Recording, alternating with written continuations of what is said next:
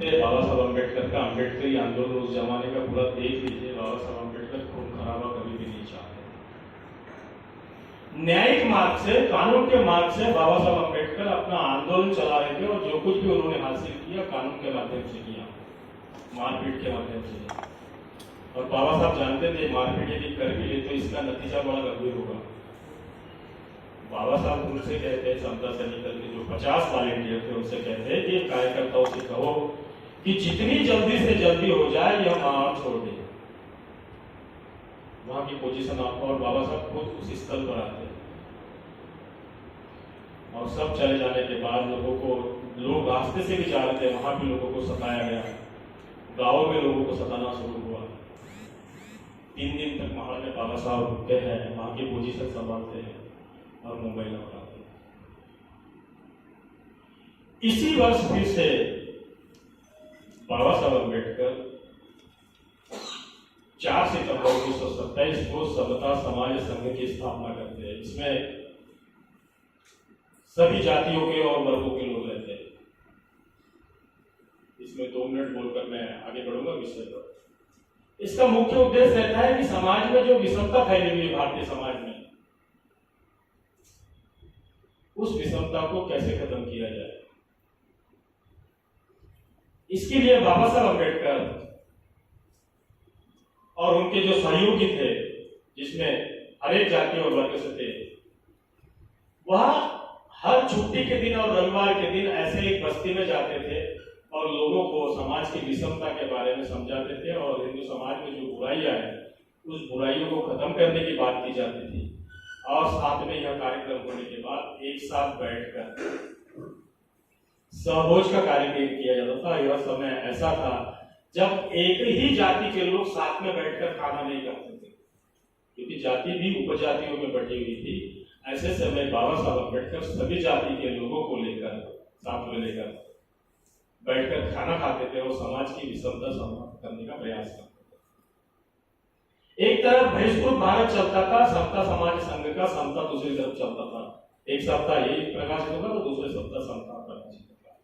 इस प्रकार बाबा साहब ने प्रयास किया। इसी वर्ष 25, 26 और 27 दिसंबर 1927 को बाबा साहब अम्बेडकर महाल में फिर से परिषद बुलाते हैं। अब समता सैनिक दल की आवश्यकता जो बाबा साहब ने 13 मार्च 1927 को मुंबई में स्थापित किया था, उसकी जरूरत महसूस होने लगी, क्योंकि जहां भी सभा लेते थे सभा उधेड़ने का प्रयास होता था। इसीलिए समता सैनिक दल 4-5 महीने के अंतर में हम देखते हैं मार्च से लेकर दिसंबर तक काफी बढ़ चुका था। हर गांव में समता सैनिक दल स्थापित होना लगा, विशेषकर महाराष्ट्र में। और जब महाल में दिसंबर में सम्मेलन हुआ, बापू साहेब सहस्त्र बुद्धे नाम के अपने मित्र के, ब्राह्मण मित्र के हाथों से जब बाबा साहब अम्बेडकर ने मनुस्मृति जलवाई, इसके पीछे बड़ी सोच थी। बाबा साहब ने नहीं जलाई मनुस्मृति, इसके पीछे बाबा साहब कहते हैं क्रांति और प्रतिक्रांति किताब में कि मनुस्मृति जो लिखा वो मनु नाम का कोई व्यक्ति नहीं था, सुमित भार्गव नाम का ब्राह्मण पंडित था। इसीलिए बाबा साहब अम्बेडकर ने, ब्राह्मणों ने लिखी तो मैं ब्राह्मणों के हाथों से ही इसको जलाऊंगा, विषमता की जड़ के खत्म मैं उन्हीं के हाथों से करूंगा। इसके पीछे वह सोची समझी साजिश थी। इसीलिए बाबा साहब ने बापू साहेब सहस्त्र बुद्धे के हाथों मनुस्मृति को जलवाया। 25 दिसंबर 1927 को जब यह सम्मेलन शुरू होता है और यहाँ जब मार्च पास होता है समता सैनिक दल का, तो जिन्होंने भी मार्च में अछूतों के साथ अत्याचार किया था, अन्याय किया था, मारा था, पीटा था, समता सैनिक दल इतने बड़े प्रमाण में वहां उपस्थित था सर कि महाड़ के जो जातिवादी लोग थे, सवर्णवादी लोग थे, अपने घरों को ताले लगाकर महाड़ छोड़कर भाग गए थे। इतना भाग समता सैनिक दल ने जमाया था। बाद में कालाराम मंदिर का सत्याग्रह हुआ मार्च 1930 में। यह सब सत्याग्रह इसलिए नहीं था, भारत निर्माण का, भारत को और समाज को सुधारने के लिए सत्याग्रह था। केवल अछूतों के उद्धार के लिए सत्याग्रह नहीं था। समाज को बताना था, देश को बताना था कि हमारे समाज में जो बुराइयां हैं, हम एक इंसान को भी इंसानियत का अधिकार देने के लिए तैयार नहीं है। इसके लिए अधिकार दिए, इसके लिए लड़ाई की है। कालाराम मंदिर का जो सत्याग्रह हुआ मंदिर में घुसने के लिए नहीं था, बाकी लोग जा सकते सार्वजनिक स्थलों पर, तो हम क्यों नहीं? समाज में समानता स्थापित करने का संघर्ष है। कालाराम मंदिर का सत्याग्रह तो 5 वर्ष तक चला, लंबे अवधि तक। समता सैनिक दल के कालाराम मंदिर के 4 दरवाजे हैं, पूर्व, पश्चिम, उत्तर, दक्षिण। इन दरवाजों पर 5 वर्ष तक 35 महिला सैनिक आए और करीब 100 सैनिक 5 वर्ष तक बैठे रहे, क्या खुलेगा और हम घुसेंगे।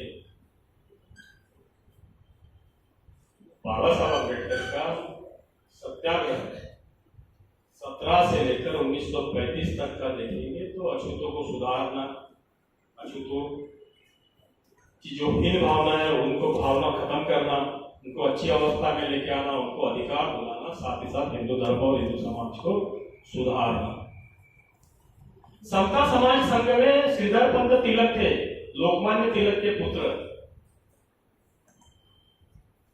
समता समाज संघ की शाखा जो बाबा साहब ने स्थापित किया था संगठन, इनकी शाखा अपने पूना के तिलकवाड़े में उन्होंने स्थापित की थी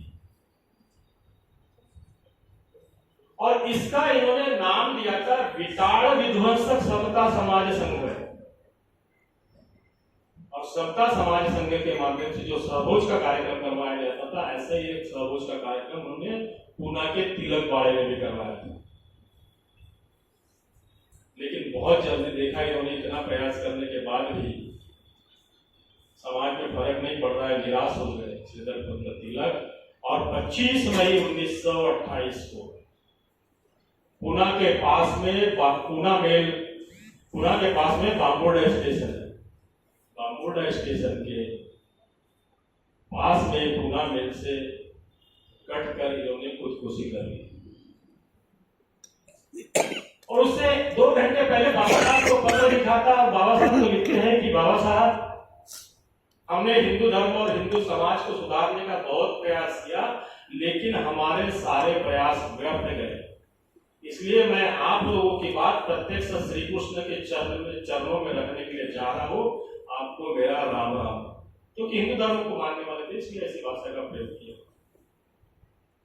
बाबा साहब को बहुत निराशा होती है, विस्तार में नहीं जाऊंगा समय को देखते हुए। तो बाबा साहब अम्बेडकर ने यह सब देखा कि हमने हिंदू धर्म को सुधारने का इतना प्रयास किया, लेकिन हमारे सारे प्रयास जब व्यर्थ गए, तो अंततः बाबा साहब अम्बेडकर 13 अक्टूबर 1935 को नासिक के पास येवला में घोषणा करते हैं। रात को 10 बजे का समय था, 10,000 से भी अधिक लोग थे। वह कहते हैं कि हमने अपना समय लगाया, हमने अपना पैसा लगाया, हमने अपना श्रम लगाया, लेकिन हमारा सारा पैसा श्रम व्यर्थ गया। आज से हम अपना रास्ता अलग चुनेंगे। और फिर बाबा साहब अम्बेडकर गर्जना करते हुए कहते हैं कि मैं हिंदू धर्म में जरूर पैदा हुआ, लेकिन हिंदू धर्म में रहते हुए अभी कदापि मरु बने। एकाएक नहीं आया यह विचार, बाबा साहब ने प्रयास किया इतना लंबा 35 तक सुधारने का हिंदू धर्म को, तब जाके यह विचार आया। और फिर बाबा साहब प्रस्ताव पारित करवाते हैं, कुछ हमें कहते हैं कि हमारे लोगों ने आज से हिंदू धर्म के रीति रिवाज छोड़ देना चाहिए, उनके त्योहारों को मनाना, उपास तापास छोड़ देना चाहिए, धर्म यात्रा छोड़ देना चाहिए, हम अपना रास्ता अलग अपनाएंगे। और बाबा साहब ने कहा कि अभी कालाराम मंदिर सत्याग्रह भी हम बंद करते हैं। यह सत्याग्रह 5 वर्ष तक जो चला, इसको बाबा साहब ने बंद करवा दिया। जब गोलमेज सम्मेलन में बाबा साहब अम्बेडकर जब 1931 में जा रहे थे, तो उनका जो जहाज था, पानी का जहाज, जिसका नाम था एडन, 19 अगस्त 1931 को बाबा साहब अम्बेडकर पत्र लिखते हैं। और उस पत्र में वे कहते हैं कि मुंबई के जो गवर्नर हैं मिस्टर विल्सन, यह विल्सन जब मुझसे मिले तो उन्होंने समता सैनिक दल की काफी तारीफ की और उन्होंने समता सैनिक दल के सैनिकों का अनुशासन और उनका व्यवहार देखकर वे काफी प्रसन्न हुए। तो बाबा साहब उसी पत्र में ये कहते हैं कि मैंने मिस्टर विल्सन से किया, यह भी कहा कि केवल आप हमारे सैनिकों से खुश तो है, लेकिन समाज तो उनको अभी भी धुतकारता है। आप यदि चाहे तो अपने पुलिस विभाग में हमारे जो शिस्त प्रिय सैनिक है इनको आप ले सकते हो। और मुझे विल्सन ने आश्वासन दिया है कि मुंबई पुलिस में वे समता सैनिक दल के कुछ सैनिकों को भर्ती करेंगे। ऐसा ही प्रयास नागपुर में भी हुआ था और नागपुर में उस समय में कुछ लोगों को पुलिस में लिया गया। दूसरा, उसी पत्र में बाबा साहब लिखते हैं कि बैरिस्टर एम.आर. जयकर, क्योंकि उसी बोर्ड से वो गोलमेज सम्मेलन के जा रहे थे, उसमें मुंजे थे, रेवा के महाराजा थे, मौलाना शौकत अली थे, इन्होंने भी समता सैनिक दल की काफी तारीफ की।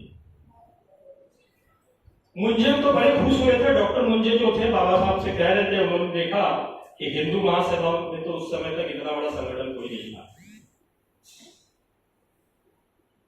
मौलाना शौकत अली का जो संगठन था, खिलाफत टुकड़ी जिसका नाम था, यह हिंदू संगठन से बड़ी थी। तो डॉक्टर मुंजे खुश हुए और कहते हैं चलो हिंदुओं का नहीं, कम से कम अछूतों का तो संगठन उनसे भी बड़ा है।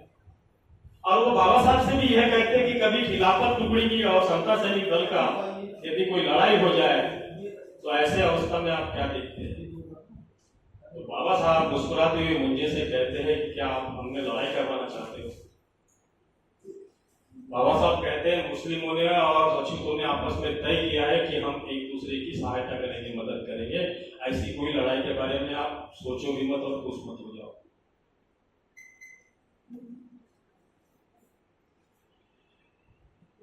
बाबा साहब अम्बेडकर समता सैनिक दलों के सैनिकों के बारे में क्या कहते हैं, इस पर थोड़ा मैं विचार डालूंगा। 4 मार्च 1933 को जीआईटी चाल मैदान में मुंबई में जब सैनिकों की परेड हुई, उनके सैनिकों को संबोधित करते हुए बाबा साहब कहते हैं, बड़ी ध्यान देने वाली बात है, बाबा साहब कहते हैं केवल वॉलेंटियर हमारा ज्ञानवान और जानकार पुरुष है। मैं इसकी तुलना जो करूंगा तथागत बुद्ध के संघ से करूंगा, भिक्षु संघ से। क्योंकि बुद्ध धर्म को आगे बढ़ाने वाला बौद्ध संघ था, भिक्षु संघ था, वह ज्ञानवान था, जानकार था। तथागत बुद्ध ने जितनी भी शिक्षा ग्रहण की थी, जो भी ज्ञान अर्जित किया था, इस ज्ञान को समाज तक पहुंचाने का काम बौद्ध संघ करता था। इसी प्रकार बाबा साहब अम्बेडकर के आंदोलन को जनता तक, समाज तक पहुंचाने का काम समता सैनिक दल का है, ऐसा बाबा साहब कहते हैं वॉलेंटियर यानी हमारा ज्ञानवान तथा जानकार पुरुष है, ऐसा मैं समझता हूं। केवल खाकी रंग के कपड़े शरीर पर परिधान कर लेने से कोई वॉलेंटियर बन जाता, ऐसा मैं नहीं मानता। जैसा समता सैनिक दल का जो कोई ड्रेस डाल ले और वह समता सैनिक दल का कार्यकर्ता हो जाए, बाबा साहब कहते हैं कि ऐसा नहीं। और बाबा साहब कहते हैं अपने समाज को सज्ञानी बनाना यह वॉलेंटियर लोगों का कर्तव्य है। जो अज्ञानी समाज था, अनपढ़ समाज था, उसको ज्ञानी बनाना, सज्ञानी बनाना, यह समता सैनिक दल के वॉलेंटियर का कर्तव्य है। और उस समय क्योंकि बाबा साहब अम्बेडकर जब प्रबुद्ध भारत बंद हो चुका था, जनता उस समय बाबा साहब निकाला करते थे, उस बाबा साहब कहते हैं कि जनता में समाज के लिए प्रबुद्धनात्मक बातें आती थी। बाबा साहब कहते सैनिकों का कर्तव्य है, समता सैनिक दल के, कि जनता में जो बातें सत्य आती वे समाज के सामने लेकर जाए। समता सैनिक दल में 1936-37 की शुरुआत में बड़ा काम किया। बाबा साहब अम्बेडकर ने 13 अक्टूबर 1935 को धर्मांतर की घोषणा करने के बाद पूरे विश्व से उनके ऊपर दबाव आ रहा था। हर कोई अपने अपने धर्म में उनको खींचना चाहता था, सब कोई अपनी जनसंख्या बढ़ाना चाहता था और हिंदू धर्म के बड़े बड़े नेता उनको हिंदू धर्म में रोके रखना चाहते थे। इसी समय बाबा साहब अम्बेडकर ने 15 अगस्त 1936 को स्वतंत्र मजदूर पार्टी, इंडिपेंडेंट लेबर पार्टी स्थापित। यह पार्टी स्थापित करने के बाद भारत में, संपूर्ण भारतवर्ष में पहली बार जितने भी विधानमंडल है उसके इलेक्शन 1937 में होने वाले थे। 37 को, फरवरी 37 को होने वाले थे। बहुत ही कम समय था, अगस्त, 4-5 महीने की नई नई पार्टी, और इस पार्टी से उम्मीदवार खड़े करना था। पार्टी के पास पैसा नहीं, अच्छे कार्यकर्ता नहीं, पढ़े लिखे लोग नहीं, और इसी बीच बाबा साहब को जरूरी काम से यूरोप जाना पड़ा। 11 नवंबर 1936 को बाबा साहब अम्बेडकर यूरोप के लिए रवाना होने से पहले समता सैनिक दल के सैनिकों की और पदाधिकारियों की बैठक बुलाते हुए कहते हैं कि मैं जरूरी काम से यूरोप जा रहा हूं। हमने इंडिपेंडेंट लेबर पार्टी से, स्वतंत्र मजदूर पार्टी से अपने उम्मीदवारों को खड़ा किया है। मैं यहाँ प्रचार के लिए उपस्थित नहीं हूँ। ऐसे समय इनको चुनकर लाने की और प्रचार करने की जिम्मेदारी आपकी बनती है। समता सैनिक दल के पदाधिकारी बाबा साहब से कहते हैं कि बाबा साहब, हमें पता है कि आप जब विदेश जा रहे हो तो हमारे ही काम से जा रहे हैं, समाज के काम से जा रहे हैं। आप चिंता मत करें, हर हाल में हम समता सैनिक दल के जो लोग हैं, सैनिक है, आपने जिन उम्मीदवारों को खड़ा किया है उनको चुनकर लाने की जिम्मेदारी लेते हैं। आप निश्चिंत होकर जाइए। 11 नवंबर को बाबा साहब यूरोप जाते हैं, जिनेवा जाते हैं, वियना जाते हैं, जर्मनी जाते हैं, फिर लंदन जाते हैं। ऐसे 4 देशों की यात्रा करते हैं। इसी बीच यहां पर जब इलेक्शन होता है 17 फरवरी 1937, बाबा साहब अम्बेडकर ने इंडिपेंडेंट लेबर पार्टी से 17 उम्मीदवारों को खड़ा किया।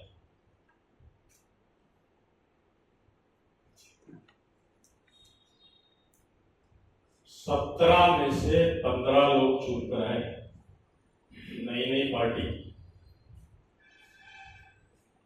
11 उम्मीदवार रिजर्व सीट पर चुनकर आए और 4 उम्मीदवार स्वतंत्र रूप से चुनकर आए। उसी समय विदर्भ में से भी 4 एमएलए चुनकर आए थे स्वतंत्र मजदूर पार्टी के, जिसमें बाबू हरदास एरेन कामठी से, राघोबाजी घोड़ीचोर भंडारा से, देवाजी भिवाजी खोबरागढ़े चंद्रपुर से चांदा तोड़ते थे उस समय, और टीके भगत यवतमाल से चुनकर आए। यानी अछूतों का उस समय 100% मतदान हुआ। समाज में फूट होने नहीं दी। समता सैनिक दल के सैनिक ऐसे बुजुर्ग और बीमार लोगों को अपने कांधों पर बिठाकर पोलिंग बूथ तक लेकर गए। तब जाके 17 में से 15 लोग चुनकर आए। आज समाज की स्थिति क्या है, यह सोचने की जरूरत है। इस पर मैं बात नहीं करूंगा। 9 जनवरी 1939 को फिर से मुंबई में समता सैनिक दल का परेड का कार्यक्रम हुआ। रविवार का दिन था। उसमें बाबा साहब अम्बेडकर ने समता सैनिक दल के सैनिकों को संबोधित करते हुए कहा कि समता सैनिक दल का सैनिक यानी समाज सेवा के लिए सर हथेली पर रखकर लड़ाई के लिए सज्ज हुआ निर्भय योद्धा है।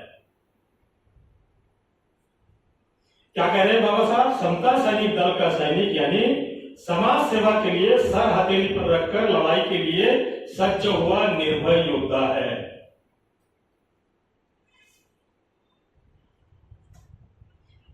आगे बाबा साहब कहते हैं, मानवता के लिए समानता का उज्जवल तत्व अंतःकरण में प्रज्वलित करके उसने अपने कार्य को अंतिम रूप देना चाहिए। और बाबा साहब कहते हैं, समता सैनिक दल के सैनिकों ने प्रतिज्ञा लेना चाहिए कि मैं किसी भी प्रकार का जाति भेद नहीं मानूंगा। महार, मांग, चमार, भंगी जैसे ऊंच नीचता के भेद नहीं मानूंगा। इस प्रकार हमने आज से पूर्णतापूर्वक इसका पालन करना चाहिए। और सबसे बड़ी बात बाबा साहब इसमें कहते हैं इस संबोधन में कि आपने हर एक पुत्र से देश के आदर्श सैनिक बनना चाहिए। अपने हर एक पुत्र से, आपको चाहे उठना हो, बैठना हो, समाज में कार्य कुछ काम करना हो, तो आपको झलकना चाहिए कि यह समता सैनिक दल का सैनिक है, आदर्श सैनिक बनना चाहिए। और उससे भी जाके बाबा साहब आगे कहते हैं, आपकी ओर देखते ही सैनिक दल का एक उत्कृष्ट नमूना इस दृष्टि से आपकी विश्व में कीर्ति जानी चाहिए। बाबा साहब अम्बेडकर का इस समता सैनिक दल को लेकर ऐसा मानना था कि विश्व में सैनिक दल कैसा हो सकता है, विश्व ने इससे सबक लेना चाहिए। बाबा साहब कहते हैं पान तंबाकू खाने की आदत होगी, दारू पीने की आदत होगी, इस आदत को तुम्हें छोड़ना चाहिए। जब तुम्हें बुरी आदतें नहीं होगी तभी समाज का तुम पर विश्वास होगा। केवल बाबा साहब कहते नहीं थे, बाबा साहब खुद अपनाते थे उसको अपने जीवन में। बाबा साहब हमेशा कहते थे लोग मेरे से इसलिए नहीं डरते कि मैं बहुत पढ़ा लिखा हूं। बाबा साहब कहते मैं आचरणवादी हूं, निर्वेशनी हूं, और वही समाज को बाबा साहब अम्बेडकर पाते थे। 20 जुलाई 1942 नागपुर ऑल इंडिया समता सैनिक दल का पहला राष्ट्रीय अधिवेशन।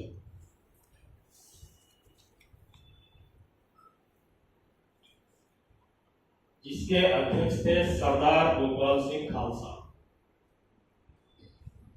पंजाब के एमएलए थे, विधायक थे, और यह ऑल इंडिया समता सैनिक दल की पहली परिषद जो हुई थी, all India schedule caste federation की जो परिषद हुई थी, उसी पंडाल में दूसरे दिन 20 जुलाई 1942 को मोहन नगर नागपुर में जब परिषद हुई थी, उस परिषद में जिसकी अध्यक्षता सरदार गोपाल सिंह खालसा कर रहे थे, बाबा साहब उपस्थित थे। उसमें बाबा साहब कहते हैं, आपने अम्बेडकर इतिहास यदि पढ़ा होगा तो बाबा साहब अम्बेडकर ने किसी को भी अपना ऋणी नहीं माना। लेकिन यह संगठन ऐसा है, बाबा साहब के शब्द है, बाबा साहब कहते हैं कि यदि हम अपनी राजनीतिक गतिविधियां बगैर किसी बाधा और छेड़खानी के करते आ रहे हैं तो इसका संपूर्ण श्रेय ये समता सैनिक दल को जाता है, और समता सैनिक दल का मैं बहुत अधिक ऋणी हूं। शायद समता सैनिक दल मेरे साथ में नहीं होता तो मैं इतना सब कुछ नहीं कर पाता। देखो यहां समता सैनिक दल को बाबा साहब कर्जदार मानते हैं, और आगे कहते हैं कि समता सैनिक दल को हमें प्रत्येक प्रांत पर ले जाना है, इसको बढ़ाना है, और तब तक हमको इसका विस्तार जारी रखना है जब तक हर अछूत के घर से कम एक सैनिक नहीं बन जाता, तब तक इसका विस्तार हमें जारी रखना है।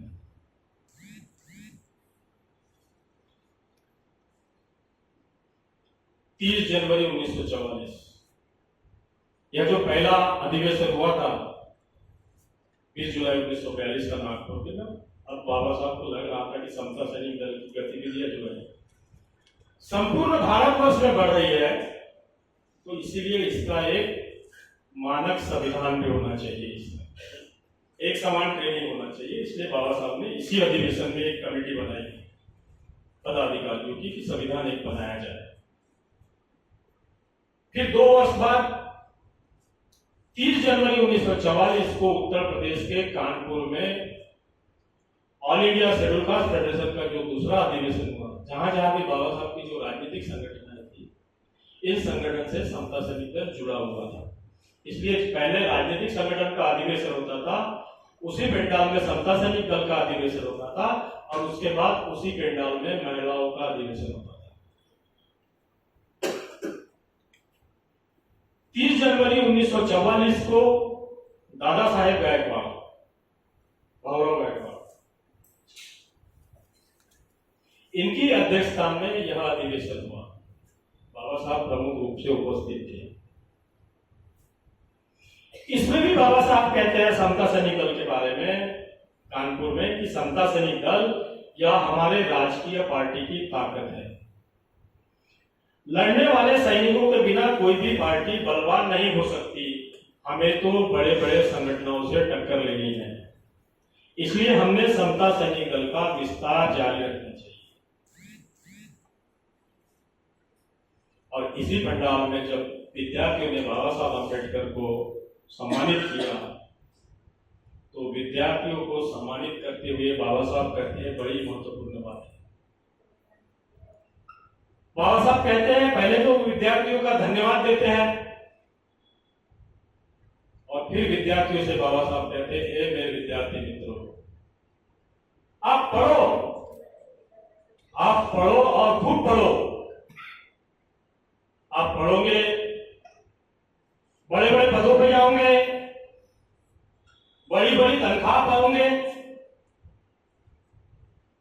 तनख्वाह पाने के बाद आप विवाह करोगे, विवाह करने के बाद आप बच्चे पैदा करोगे,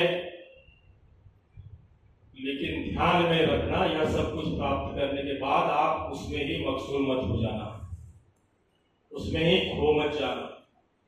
आप जिस क्षेत्र से आए हैं, जिस समाज से आए, उस समाज की अवस्था क्या है, उस समाज के लिए आप धन दीजिए, और आपके भाई जो पीछे रह गए हैं उसको अपने साथ में लाने के लिए प्रयास कर लीजिए। आपने यदि ऐसा नहीं किया तो समाज का पतन निश्चित है। और साथ ही बाबा साहब कहते हैं, आज से देखो 44 की बात कर रहा हूं, बाबा साहब कहते हैं कि दूसरी एक बात हमारे पढ़े लिखे लोगों में हमने देखी है कि वह जब पढ़ लिख लेते हैं, बड़े बड़े पदों पर जाते हैं, सारे ऐसा आराम पाते हैं, तो अपने ही समाज की बेटियों से विवाह नहीं करते। बाबा साहब कहते हैं कि ऐसे लोगों ने अपने ही समाज की बेटियों से विवाह भी करना चाहिए, समाज का ध्यान रखना चाहिए। यहां भी क्योंकि समता सैनिक दल का संविधान बनाने के लिए समिति जो बनाई गई थी 1942 में, समिति ने विशेष काम नहीं किया, तो यह 1944 के अधिवेशन में भी फिर से एक रिवाइज समिति बनाई गई और उसको कहा गया कि संविधान बनाया जाए समता सैनिक। समिति ने यहां भी विशेष काम नहीं किया, लेकिन जैसे तैसे समिति ने जो ड्राफ्ट बनाया था, वह जो ड्राफ्ट मसौदा समता सैनिक दल के संविधान का बाबा साहब को सौंपा, और बाबा साहब अम्बेडकर ने उसमें बहुत सारे परिवर्तन किए, बदल किए, और समता सैनिक दल के संविधान को उन्होंने अंतिम रूप दिया।